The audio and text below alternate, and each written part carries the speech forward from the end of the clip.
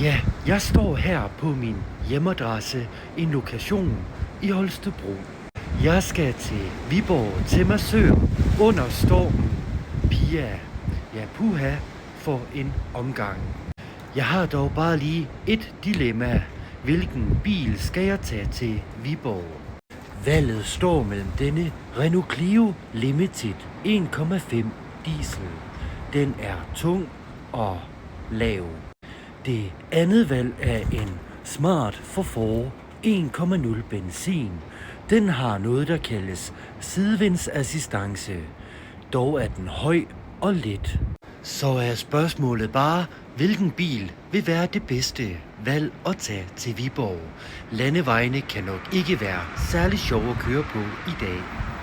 Jeg skal godt nok love for, at det blæser op her i Holstebro. Hvordan ser det ud ved jer? Kommenter meget gerne, hvor slemt det står til ved jer, og hvor I kommer fra. Den bil, jeg har valgt, jeg skal køre i til Viborg, er Renault Clio Limited. Jeg tænker, det er det mest praktiske at tage, da den er lav, så pyt være med sidevindsassistance. Så lad mig komme afsted til Viborg. Ja, så er jeg lige kommet til Viborg.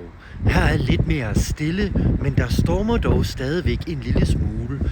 Jeg kan mærke vinden i nakkehårene. Ja, jeg befinder mig stadigvæk i Viborg. Ja, her er blæsten taget en lille bitte smule til. Jeg har lige fundet noget læ i et lille hjørne. Ja, og jeg vil nu til at køre tilbage til Holstebro. Jeg kommer lige op. Jeg siger, jeg står her ved en ny lokation i Viborg. Nærmere bestemt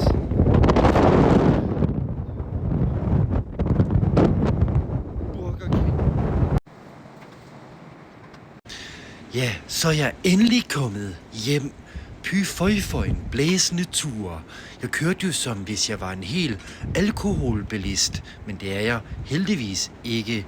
Jeg er på vandvognen. Ja, det vil sige, at jeg drak en flaske vand, men det var svært at drikke og have begge hænder på rattet på én gang. Så der er ikke andet at sige. Nu vil jeg ind og slappe af og følge med i vejrudsigten på DR1.